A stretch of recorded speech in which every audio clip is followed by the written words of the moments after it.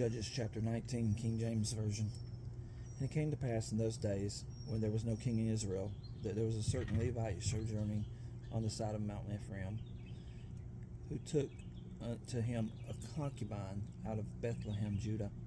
And his concubine played the whore against him, and went away from him unto her father's house to Bethlehem, Judah, and was there 4 whole months.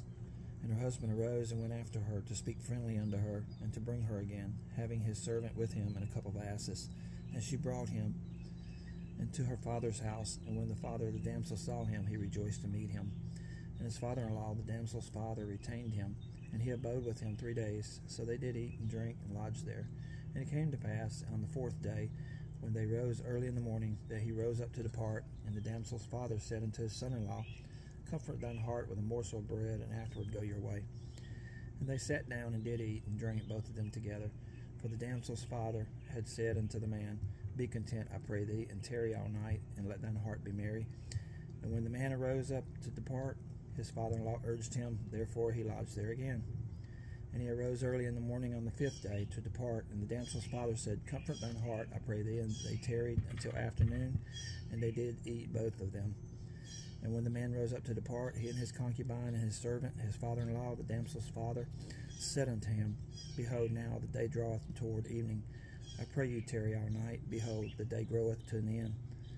Lodge here, that thine heart may be merry, and tomorrow get you early on your way, that thou mayest go home. But the man would not tarry that night, but he rose up and departed, and came over against Jebus, which is Jerusalem. And there were with him 2 asses saddled. His concubine also was with him. And when they were by Jebus, the day was far spent. And the servant said unto his master, Come, I pray thee, and let us turn in unto this city of the Jebusites, and lodge in it. And his master said unto him, We will not turn aside hither into the city of a stranger, that is not of the children of Israel. We will pass over to Gibeah. And he said unto his servant, Come, and let us draw near to one of these places to lodge all night, in Gibeah, or in Ramah. And they passed on, and went their way, and the sun went down upon them when they were by Gibeah, which belongeth to Benjamin. And they turned aside thither, to go in and to lodge in Gibeah. And when he went in, he sat down in a street of the city, for there was no man that took them into his house to lodging. And behold, there came an old man from his work out of the field at even, which was also of Mount Ephraim, and he sojourned in Gibeah. But the men of the place were Benjamites. And when he had lifted up his eyes, he saw a wayfaring man in the street of the city. And the old man said, Whither goest thou, and whence comest thou? And he said unto him, We are passing from Bethlehem, Judah, toward the side of Mount Ephraim. From thence am I, and I went to Bethlehem, Judah. But I am now going to the house of the Lord, and there is no man that receiveth me to his house.